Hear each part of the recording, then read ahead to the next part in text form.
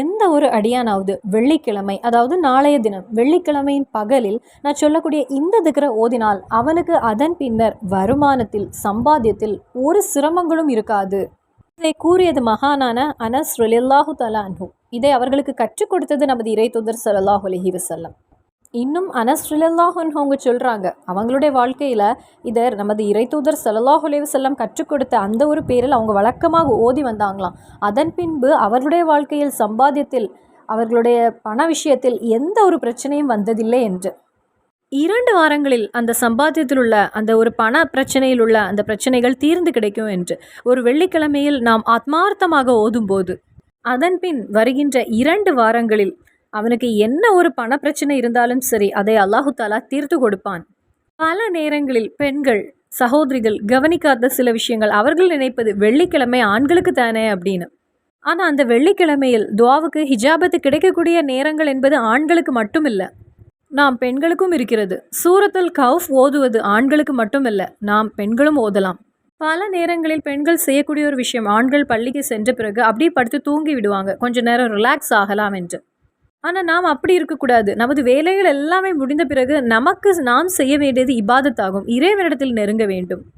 கணவருக்கு நல்ல வேலை கிடைக்க வேண்டும் என்றால், இப்போ சகோதரருக்கு நல்ல ஒரு வருமானத்திற்குள்ள வழி கிடைக்க வேண்டும் என்றால், பிள்ளைகளுக்கு நல்ல படிப்பு கிடைக்க வேண்டும், புத்தியின் திறன் அதிகரிக்க வேண்டும், சாலிகான பிள்ளைகளாக இருக்க வேண்டும் நமது பிள்ளைகள். இது எல்லாமே நமது துவாவுக்கு ஹிஜாபத்தாக இறைவன் வழங்குவான்.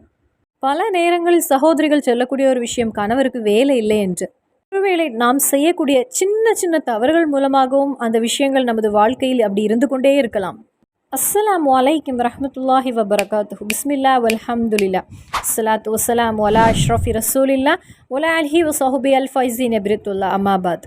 வஹாபான எஜமானான ரப்பு நமது எல்லா அமல்களையும் ஏற்றுக்கொள்வானாக. நம்ம அறிந்தோ அறியாமலோ செய்த அனைத்து பாவங்களையும் அல்லாஹு தாலா மன்னித்து நமக்கு பொருத்தம் தருவானாக. வெள்ளிக்கிழமையில் ஒரு தனி நேரம் இருக்கிறது. செய்யுதுல் ஐயாமா அப்படின்னு அழைக்கப்படுகின்ற இந்த நாளில் ஒரு சிறப்பான ஒரு மகத்தான ஒரு நேரம் உண்டு. அந்த ஒரு நாளில் அது யாராக இருந்தாலும் சரி, இறைவனிடத்தில் அதிகமாக இபாதத்தில் செய்யக்கூடியவனாகவும் இருக்கலாம், இதுவரை எந்த இபாதத்து செய்யாதவனாகவும் இருக்கலாம், அதிக பாவம் செய்யக்கூடியவனாகவும் இருக்கலாம், பாவம் செய்யாதவனாகவும் இருக்கலாம், தொழக்கூடியவனாகவும் இருக்கலாம், அதிக தொழுகைகளை தொழாதவனாகவும் இருக்கலாம். ஆனால் வெள்ளிக்கிழமையின் அந்த நேரத்தில் எஜமானான நமது ரப்பிடத்தில் அந்த அடியான் என்ன ஒரு தேவை கேட்டாலும் அதை ரப்பு நிறைவேற்றி கொடுப்பான் என்று ஹபீபுனா ரசூலுல்லாஹ் ஸல்லல்லாஹு அலைஹி வஸல்லம் நமக்கு கற்றுத்தருகிறாங்க. ஆனால் இதில் ஒரு விஷயம் இருக்கிறது. அந்த நேரம் எதுன்னு நமது இறை தூதர் ஸல்லல்லாஹு அலைஹி வஸல்லம் நம்மிடத்தில் கற்றுத்தரவில்லை. அதனால் இந்த நாளில் எந்த ஒரு நேரத்திலும் எந்த ஒரு நொடிக்கும் நாம் முக்கியத்துவம் கொடுக்க வேண்டும். நாம் முக்கியத்துவம் கொடுக்கக்கூடிய அந்த நேரமும் இறைவன் ஒரு நேரத்தை வைத்திருக்கிறான், அந்த நேரமும் ஒன்றாக சேரும்போது நமது துவாவும் அதில் சேர்ந்து வருகிறது, நமது அமல்களையும் சேர்ந்து வருகிறது, இறைவன் பதிலளிக்கக்கூடிய நேரமும் வந்துவிட்டது என்றால் நாம் வாழ்க்கையில் வெற்றி பெற்ற கூட்டத்தில் ஆகிவிடுவோம். இறைவன் கபூல் செய்வானாக. இறைவன் நமது அமல்களை ஏற்றுக்கொள்வானாக. பல நேரங்களில் கவனிக்காமல் போவது இது ஒவ்வொரு உம்மாவும் சகோதரிகளும். அவர்களுடைய கருத்து என்னன்னா, ஆண்களுக்கு தானே ஜுமா இருக்கிறது அப்படின்னு. ஆனால் வெள்ளிக்கிழமையில் துவாவுக்கு ஹிஜாபத்து கிடைக்கக்கூடிய அந்த நேரம் ஆண்களுக்கு மட்டும்னு கிடையாது, பெண்களுக்கும் இருக்கிறது. ஒவ்வொரு சகோதரிக்கும் உண்டு. அதுபோல் சூரத்துல் கௌஃப் ஓதுவது ஆண்களுக்கு மட்டும் இல்லை, நமக்கும் உண்டு. அதுபோல் அத்தர் போன்ற நல்ல மனமுள்ள பொருட்களை நாம் உடலில் பூசுவது ஆண்களுக்கு மட்டும் இல்லை, அது நமக்கு பெண்களுக்கும் உண்டு. நம்மை நாமே சுத்தம் செய்வது, சுத்தமாக குளிப்பது, அது ஆண்களுக்கு மட்டும் இல்லை, நமக்கும் உண்டு. நல்ல உணவு தயார் செய்து சாப்பிடுவதும் இருவருக்கும் உண்டு. அதில் ஒன்று எக்ஸ்ட்ராவாக இருப்பது ஆண்கள் பள்ளியில் சென்று ஜுமா தொழுகை தொழ வேண்டும் என்பது மட்டுமே. ஆண்கள் பள்ளியில் செல்லும்போது நாம் பெண்களுக்கு சூரத்துல் கௌஃப் ஓதலாம். அதே போலவே வெள்ளிக்கிழமையில் நல்ல ஒரு ஆடை அணிந்து சுத்தமாக, அதேபோல் நாம் வீட்டில் இருக்கும்போது கணவருடன் பிள்ளைகளுடன் இருக்கும்போது நல்ல மனமுள்ள அத்தர் பூசலாம். வீட்டை நல்ல முறையில் சுத்தம் செய்திருக்க வேண்டும். அன்றைய தினத்திலும் குப்பைகளை அப்படி சேர்த்து ஒரு இடத்துல வைத்திருக்கும் போது இறைவனுடைய ஒரு சோதனை நம்மிடத்தில் வரும். அன்றைய தினத்தில் ஒரு பெருநாளை போல நல்ல உணவு நமது பிள்ளைகளுக்கு நாம் தயார் செய்து கொடுக்கலாம். அந்த முறையில் நாம் சகோதரிகளுக்கும் நிறைய விஷயங்கள் இருக்கிறது. பல நேரங்களில் பல வீடுகளில் ஆண்கள் பள்ளிக்கு செல்லும் போது இந்த பெண்கள் சகோதரிகள் அப்படியே படுத்து தூங்கி விடுவாங்க. அது ரிலாக்ஸ் ஆகக்கூடிய ஒரு நேரம் என்று. ஆனால் அப்படி இருக்கக்கூடாது. அந்த நேரங்கள் எல்லாம் முடிந்த பிறகு நாம் இபாதத்து செய்ய வேண்டிய நேரமாகும். அது இறைவனிடத்தில் நெருங்க வேண்டிய ஒரு நேரமாகும். அது நமது கணவருக்கு நல்ல வேலை கிடைக்க வேண்டும் என்றால், அதுபோல வாப்பாவுக்கு, சகோதரருக்கு நல்ல வருமானம் வர வேண்டும் என்றால், நமது பிள்ளைகள் படிப்பில் சிறந்திருக்க வேண்டும், அவர்கள் மூளை திறன் அதிகரிக்க வேண்டும், எல்லாவற்றிலும் ஆற்றல் நிறைந்தவர்களாக இருக்க வேண்டும், சாலிகான பிள்ளையாக இருக்க வேண்டும். இது எல்லாமே நமது துஆவுடைய ஹிஜாபத்தாக இறைவன் நமக்கு வழங்குவான். இறைவன் வழங்குவானாக. ஆமீன். பல நேரங்களிலும் பெண்கள் சொல்லக்கூடிய ஒரு விஷயம், கணவருக்கு வேலை இல்லை என்று வருத்தத்தோடு கூறுகின்ற நிறைய சகோதரிகள் இருக்கிறாங்க. நாம் அறியாமல் செய்யக்கூடிய சின்ன சின்ன விஷயங்கள், சின்ன சின்ன தவறுகள் மூலமாக நமது நிலை அப்படியே இருக்கலாம். அதனாலேயே அந்த நாளை ஒவ்வொரு சகோதரியும் நல்ல முறையில் முக்கியத்துவம் கொடுத்து பார்க்க வேண்டும். இந்த ஒரு இல்மை அடுத்தவர்களுக்கும் பகிர்ந்து கொள்ளுங்கள். ஏனென்றால் ஒவ்வொரு சகோதரியும் சகோதரனும் செய்யக்கூடிய அந்த ஒரு இபாதத்தின் கூலி நமக்கும் கிடைக்கும். வெள்ளிக்கிழமைக்கு முக்கியத்துவம் கொடுத்து, சிறப்பு கொடுத்து நாம் செய்ய வேண்டிய மகத்தான சில திக்ருகள். இந்த ஒரு அமல் செய்யக்கூடியவர்களுக்கு கிடைக்கக்கூடிய பெரிய ஒரு சிறப்பை நான் உங்களிடம் பகிர்ந்து கொள்கிறேன். நாம் செய்த எந்த ஒரு பெரிய பாவம் பொருத்தமடைந்து நமக்கு கிடைக்க, இந்த ஒரு சின்ன திக்ரு, இந்த ஒரு இஸ்திஃபாரை வெள்ளிக்கிழமையில் நீங்கள் ஓதி வந்தால், நமது பாவங்கள் கடலின் அந்த திரை அளவுக்கு இருந்தாலும், இல்லை அதை விட அதிகமாக இருந்தாலும் நமது பாவங்களை இறைவன் மன்னிப்பான் என்று அபூ ஹுரைரா ரலியல்லாஹு அன்ஹு அவங்க ரிப்போர்ட் பண்ண ஹதீஸில் காண முடிகிறது. அஸ்தக்ஃபிருல்லாஹில் அலீம் மின் குல்லி தம்பின் வஹதியத்தின் வதூபு இலைஹி. அஸ்தக்ஃபிருல்லாஹில் அலீம் மின் குல்லி தம்பி வஹதியத்தின் வதூபு இலைஹி. வெள்ளிக்கிழமையில் எந்த ஒரு அடியானாவது ஒரு 100 தடவை இந்த இஸ்திஃபாரை ஓதினால், கடலில் உள்ள திரை அளவுக்கு பாவங்கள் செய்திருந்தாலும் இறைவன் அதனை மன்னித்து விடுவான் அப்படின்னு நமக்கு கற்றுத்தந்தது இறைத்தூதர் ஸல்லல்லாஹு அலைஹி வஸல்லம் ஆகும். இன்ஷா அல்லாஹ் இதை வழக்கமாக நாம் ஓதி வருவோம் ஒவ்வொரு வெள்ளிக்கிழமையிலும். குறைந்த நேரம் போதுமானது. இனி மகானான அனஸ் ரலியல்லாஹு அன்ஹு அவங்க கற்றுத்தந்த மற்றொரு விஷயம், நமக்கு எல்லாருக்குமே நிறைய தேவைகள் இருக்கிறது. நான் முதல்ல சொன்னது போல ஒரு வேலை வேண்டும் என்ற தேவை இருக்கும், கடன் அடைய வேண்டும் என்ற ஆசை இருக்கும், அதே போல் ஒரு கல்யாணமாக வேண்டும் என்ற ஆசை இருக்கும், பிள்ளைகளை பெற்றெடுக்க வேண்டும் என்ற ஆசை இருக்கும். அப்படி தொடங்கி ஏராளமான ஆசைகள் உள்ளவர்கள் தான் என்னுடைய சவுண்டை கேட்டுக்கொண்டிருக்கக்கூடிய ஒவ்வொரு மூமீன்களும் ஒவ்வொருவரும். அதே போல வீடு விற்க வேண்டும், இடம் விற்க வேண்டும் அப்படின்னு நிறைய ஆசைகள் உண்டு நிறைய பேருக்கு.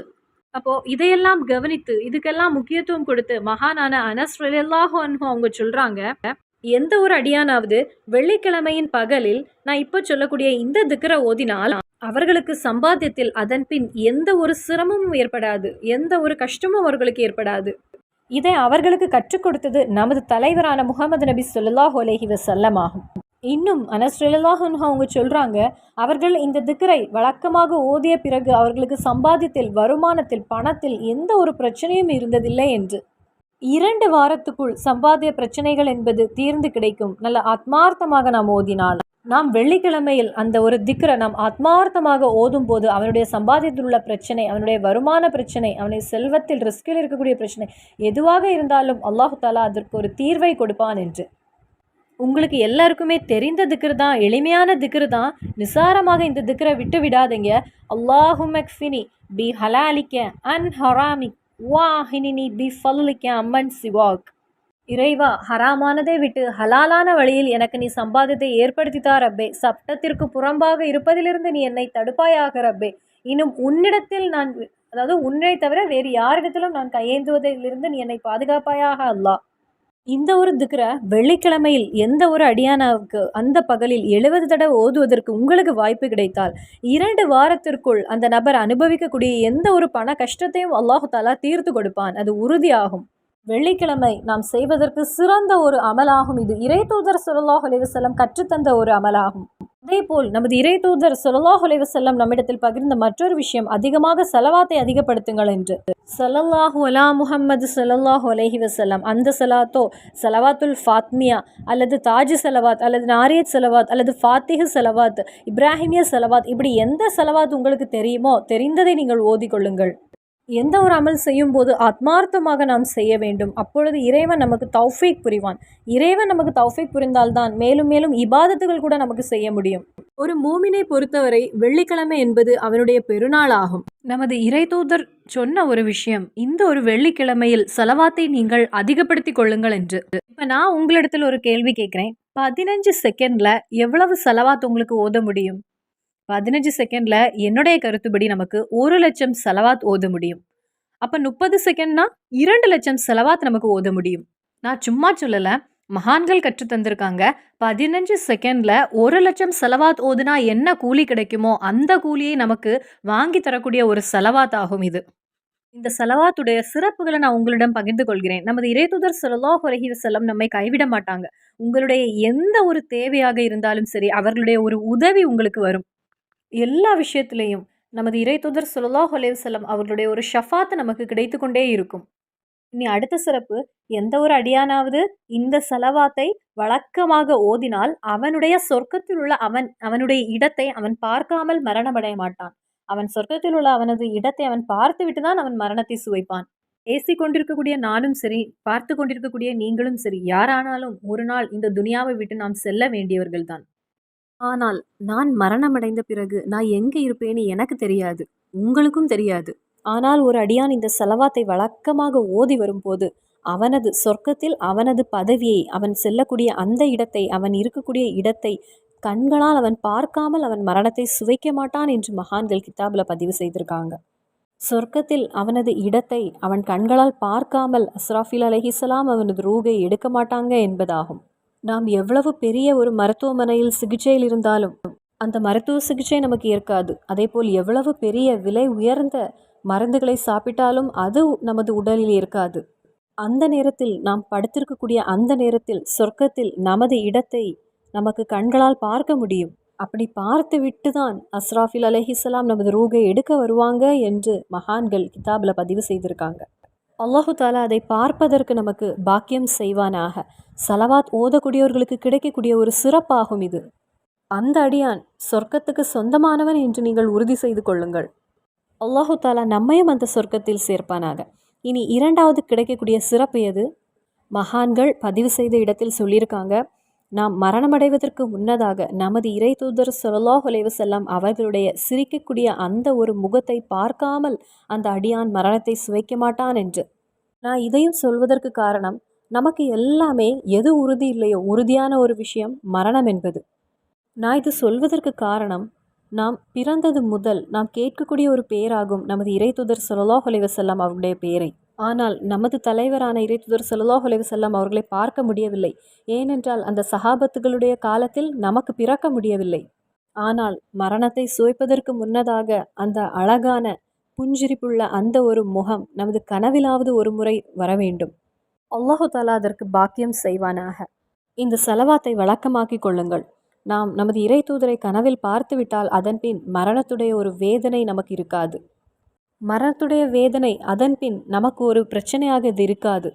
நான் இந்த இடத்தில் ஒரு சரித்திரத்தை உங்களிடம் பகிர்ந்து கொள்கிறேன். மகானான பிலால் ரலியல்லாஹு அன்ஹு அவங்க நமது இறை தூதர் ஸல்லல்லாஹு அலைஹி வஸல்லம் அவர்களிடத்தில் ஊனிலும் உறக்கத்திலும் தூக்கத்திலும் எப்பொழுதுமே அவர்களோடு நடந்த ஒருவராகும் பிலால் ரலியல்லாஹு அன்ஹு.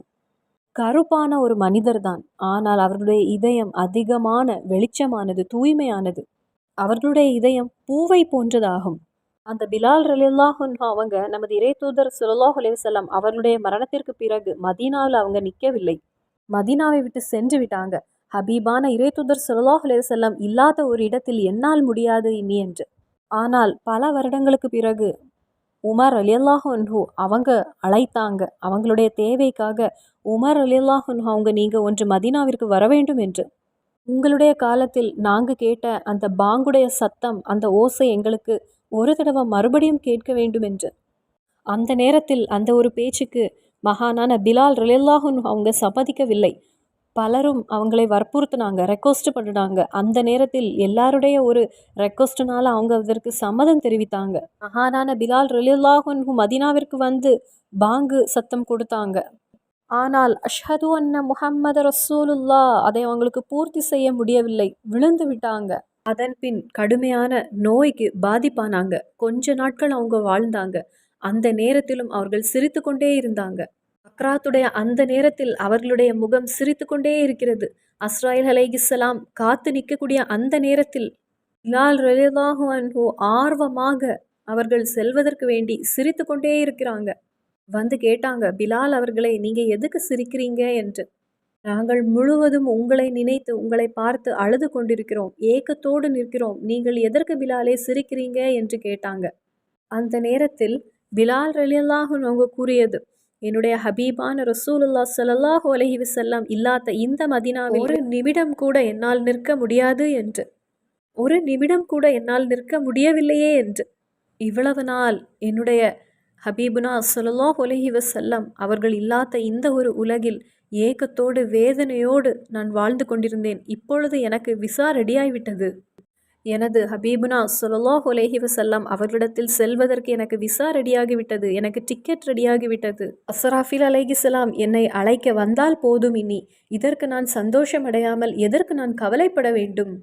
அந்த நேரத்தில் மகானான பிலால் ரலியல்லாஹு அன்ஹு அவங்க மரணத்தை அஸ்ராஃபில் அலைஹிஸ்ஸலாம் ரூஹ் எடுக்கக்கூடிய அந்த நேரத்தில் சிரித்துவிட்டே இந்த உலகத்தை விட்டு யாத்திரை சென்றாங்க. அவங்க சிரிப்பதற்கு காரணம் என்ன? நமது இறைத்தூதர் ஸல்லல்லாஹு அலைஹி வஸல்லம் வந்தாங்க. அவர்களுடைய கல்பில், அவர்களுடைய இதயத்திற்கு, அவர்களுடைய அந்த உலகத்திற்கு கூட்டி செல்வதற்கு நமது இறைத்தூதர் ஸல்லல்லாஹு அலைஹி வஸல்லம் அங்கு வந்தாங்க. அதுதான் அவர்கள் சிரித்ததற்கு காரணம். சலவாத்தை வாழ்க்கையில் வழக்கமாக்கியதும் இறைத்தூதர் ஸல்லல்லாஹு அலைஹி வஸல்லம் அவர்களுடைய அன்பை கொண்டு நடந்ததாலும் நமது இறைத்தூதர் ஸல்லல்லாஹு அலைஹி வஸல்லம் அந்த இடத்தில் வந்தாங்க.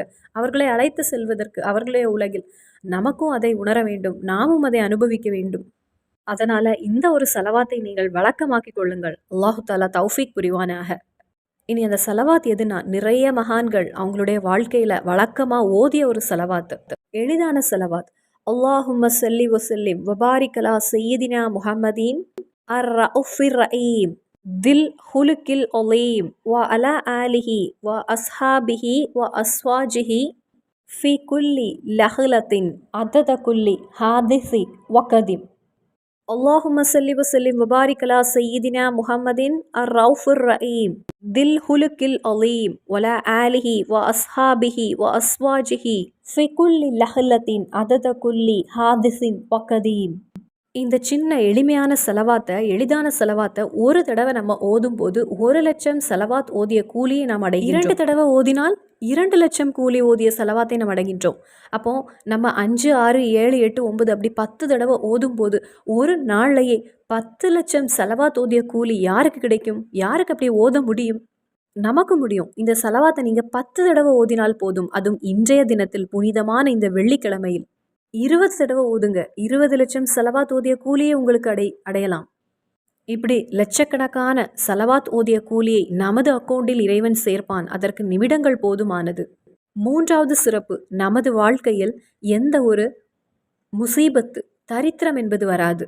வாழ்க்கையில் நெருக்கங்கள் வராது. வாழ்க்கையில் சிரமங்கள் வராது. வாழ்க்கையில் பல சூழ்நிலைகளால் இடைஞ்சல்கள் வராது. வேதனைகள் இல்லாத ஒரு வாழ்க்கையை நமக்கு வாழ முடியும். அல்லாஹு தஆலா அந்த அடியானுடைய வாழ்க்கையில் பெரிய அளவில் பரக்கத்தை வழங்குவான். வேதனைகளோடும், சிரமங்களோடும், பிரச்சனைகளோடும், கஷ்டத்தோடும், சிரமங்கள் இல்லாத ஒரு வாழ்க்கையை நமக்கு வாழ முடியும். இதை ஓதக்கூடிய அந்த அடியானுக்கு சம்பாத்தியத்தில் ஒரு நெருக்கம் என்பது ஏற்படாது. சம்பாத்தியத்தில் ஒரு உயர்வை பார்க்க முடியும். மனதளவில் ஒரு டென்ஷன் வராது. யாரையும் பயந்து வாழ வேண்டிய ஒரு நிலை வராது. அந்தஸ்தோடு, இஸ்ஸத்தோடு, மதிப்போடு, உயர்வோடு நமக்கு வாழ முடியும். சம்பாத்தியத்தில் அல்லாஹு தாலா உயர்வை கொடுப்பான். சம்பாத்தியத்தை நினைத்து எந்த ஒரு டென்ஷனும் வேண்டாம்.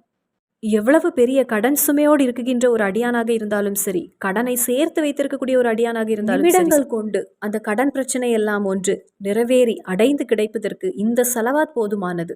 இதை நமது வாழ்க்கையில் வழக்கமாக ஓதுவதற்கு இறைவன் அருள் புரிவானாக. 4வது சிறப்பு, நம்மை தாக்கக்கூடிய, நம்மை பாதிப்புக்குள் ஆக்கக்கூடிய எந்த ஒரு நோயும் இந்த அடியானுக்கு வந்து சேராது.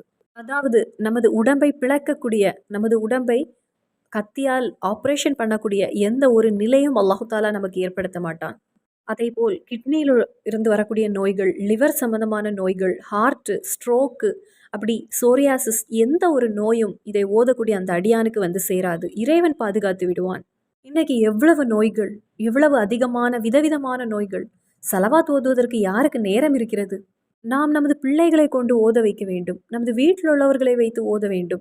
ஏனென்றால் இப்போ எனக்கு எந்த நோயும் இல்லை, நான் ஆரோக்கியமாக இருக்கேன். ஆனால் என வீட்டில் உள்ளவர்களை கொண்டு ஏதாவது நோய் இருந்தால் எனக்கு எப்படி சந்தோஷமாக இருக்க முடியும்? எனக்கு எப்படி நிம்மதி காண முடியும்? நோய்களால் பாதிப்பது என்பது எனக்கும் வரக்கூடாது, என்னுடைய குடும்பத்திலும் யாருக்கும் வரக்கூடாது. அப்போ நமக்கும், நமது கணவருக்கும், நமது பிள்ளைகளுக்கும், மனைவிக்கும், எல்லாருக்குமே ஒரு நோயில்லாத ஒரு வாழ்க்கை கிடைக்க வேண்டும். சலவாத்தை அதிகப்படுத்தி கொள்ளுங்கள்.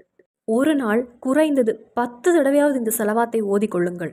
அப்படி ஓத முடிந்தால் இறைவன் நமக்கு வழங்கக்கூடிய பெரிய ஹயராக இருக்கும். முன்னாடி உள்ள காலத்தில் ஒவ்வொரு தந்தையும் தன்னுடைய வீட்டில் கேட்கக்கூடிய ஒரு விஷயம், இன்னைக்கு குரான் இந்த வீட்டில் ஓதுனீங்களா, சலவாத் ஓதுனீங்களா என்று. அவர்கள் அதை மறந்துவிடவில்லை. மகரிப் தொழுகை முடிந்துவிட்டால் எல்லாரும் சேர்ந்திருந்து சத்தமாக சலவாத் ஓதக்கூடியவர்களாக இருந்தாங்க.